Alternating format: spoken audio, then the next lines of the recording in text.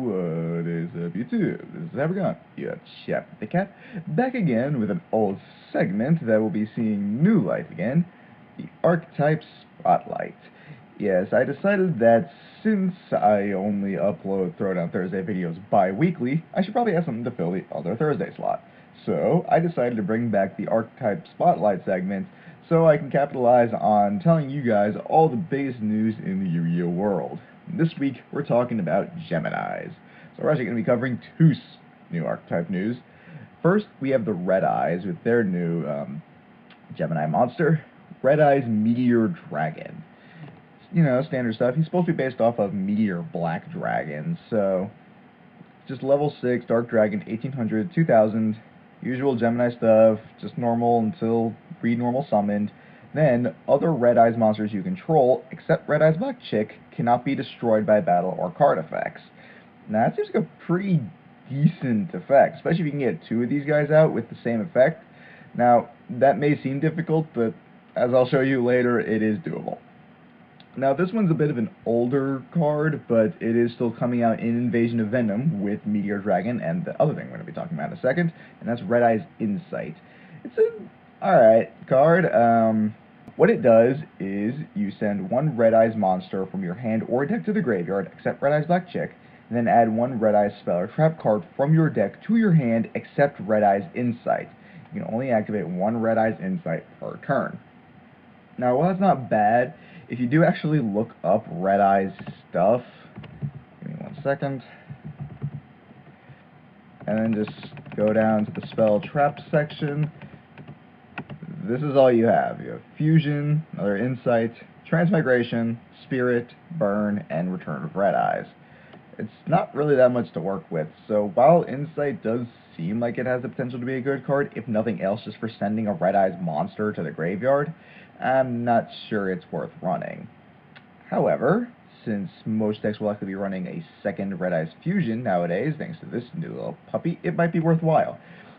We do not know the official English name for this card, however, it currently has the name of, give me a second, Ryu Seiryu Meteor Black Dragon. Requires one level 7 Red Eyes monster, easy enough, and a level 6 Dragon type. So, right off the bat, just based on fusion materials alone, this card is infinitely easier and more versatile than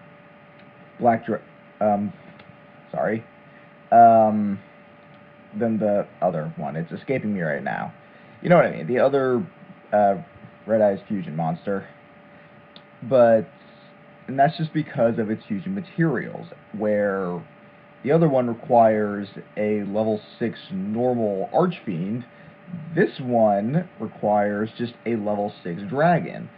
So you can actually justifiably run Red Eyes Meteor Dragon in the deck and be able to get it out with Red Eyes Fusion, as opposed to the other one requiring Summon Skull due to Gemini monsters' limitations of only being considered normal monsters while on the field and in the graveyard. And on top of that, its effect is actually really good. It has 3500 attack, 2000 defense, and has the effect of, if this card is fusion summoned, you can send a Red Eyes monster from your hand or deck to the graveyard, except Chick, and if you do, inflict damage to your opponent equals a half of the sent monster's original attack. Then, if this card is sent from the monster zone to the graveyard, you can target one normal monster in your graveyard and special summon it. So on top of doing some pretty decent burn damage, usually going to be about 12 or so, right off the bat, it has the ability to get back a normal monster, which will presumably be a Red Eyes. So that's pretty powerful in and of itself, and 3,500 is not exactly a small number, so I'd say the 2 of the 3 new Red Eye stuff is pretty good. Next up, we have the actual fully realized Gemini archetype, at least for what we have of it as of right now, which is the Chemical Beast. First, they're all Gemini monsters, so most of their effects are going to be more or less the same thing. So, first up we have Oxine Ox, level 2 Wind Beast. So, standard stuff, you know, starts off normal, then can get an effect.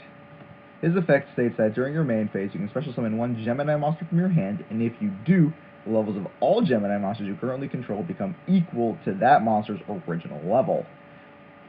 So that's pretty good. Allows for some easy Xyz summons. Next up we have Chemical Beast Hydrant Hawk. Again, typical Gemini stuff. His effect is that you can discard one card, then target one Gemini monster in your graveyard, and special summon it in defense mode. And you can only use that effect once per turn. Still pretty good, so again, allows for some good potential there. Next up we have Advanced Chemical Beast Hydrant, which I think is kind of an interesting little play on words. Despite being level 8, it is mostly defensive bulk. It only has 200 attack, but 2800 defense. It's a pretty beefy wall. Its effects state that when a Gemini monster is normal summoned, except for this card, you can make that monster gain 500 attack and defense points. Then, if a Gemini monster you control would be destroyed by a card effect, you can destroy one other card you control instead. It seems okay. Mostly this thing is just used as a level 8 monster. Its effect really isn't that fantastic. Next up we have Advanced Chemical Beast Dioxin. Now, this guy also has 2 effects, and he actually has the opposite attack defense stat of the original guy, Hydrant, where he's mostly meaty but has basically no defense. So his effects state that the normal summons of Gemini monsters cannot be negated. The interesting wording about that is that since re-normal summoning a Gemini monster for their effect does not count as something weird like a Gemini summon, but is just another normal summon, that means both its initial summon and its secondary summon, so that's pretty cool. Next up, once per turn you can banish one Gemini monster from your graveyard, then target one card your opponent controls and destroy it. It's not bad. I feel like it is the better of the 2 high-level ones, but it's my personal opinion. I'll get back to the spell card in a second, because right now I want to talk about this guy. Super Chemical Beast Methane Hide. So this is their boss monster. He is a rank 8. Xyz monster requires 2 level 8 Geminis, so you're going to be these guys, or one of them plus Ox. So he's basically the... Oh shit, I missed Carbon Crab. I apologize, I did not even realize I went over him. Okay, real quick, Carbon Crab, during your main phase, you can send one Gemini monster from your deck to the graveyard, then add one Gemini monster from your deck to your hand. You only use this effect once per turn. Not bad, back to the Xyz. So, his effect states that when this card is Xyz summoned, you can target one Gemini monster in your graveyard and special summon it. While this card has Xyz material, monsters your opponent control cannot target face-up Gemini monsters for attack. Also, your opponent cannot target face-up Gemini monsters you control with card effects. So basically, your Gemini monsters are untouchable. Then, when a Gemini monster is normal summoned, you can detach one Xyz material from this card, make your opponent send one card from their hand or field to the graveyard, their choice.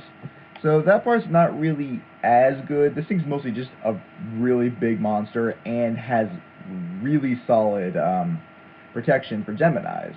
So, not too bad. I don't see any of these guys becoming competitive. However, I want to talk about the field spell that came out for a second, because this is amazing for all Geminis. The way this card works is that once per each turn, one level 5 or higher Gemini monster you normal summon can be summoned without tribute. So, let me just clarify this for a second. That means that with this card, once per turn, you can bring out this guy, this guy, this guy, or even this guy, or this guy, for free. Just summon him. Because this originally brought up some confusion with me, because it made me second guess, hold on, do you have to tribute for resummoning a Gemini? And you don't. So it just means you can pull out a high-level Gemini for no cost. But it gets better. During your main phase, you can normal summon one Gemini monster in addition to your normal summoner set. You can only do that once per turn. Now, what that means is that in addition to being able to freely summon any of these guys, you can re-normal summon it with its effect, essentially making you just normal summon one high-level, extremely powerful monster with its effect intact. That is phenomenal and a major boost to Geminis. It's really what the high-level ones need. So, cards that can benefit from this include things like Gigaplant, Ill Blood, all those kinds of things. It's amazing what this card can do. But it's not done. Once per turn, you can target one card your opponent controls. Banish a Gemini monster you control that is treated as an effect monster until your opponent's end phase, and if you do, destroy that card. So kind of like a Stardust Dragon sort of thing in a sense, in that you're temporarily getting rid of a Gemini monster with its effect in order to get rid of something that your opponent has, whereas Stardust more temporarily gets rid of itself to prevent the destruction effect. It's still an interesting concept. The only thing I don't like about that is that even though the monster does return, it will return without its effect intact since it left the field. But that's not exactly difficult to get back since it'll come back during your opponent's end phase. So you can just re-normal summon it and you do still get your additional summon since Spark Field will in all likelihood still be out. And that pretty much covers it for this week's Archetype Spotlight, covering the new Red Eyes stuff and the Chemical Beast. So, what did you guys think? These seem like some pretty cool new cards that we're getting. Is Sparkfield really as broken as I've made it out to be for the Geminis? Let me know your thoughts and opinions down in the comments below. Of course, you can also like my page on Facebook. Let me know your thoughts and opinions there. Don't forget to like this video. Subscribe to my channel for further content. Until next time.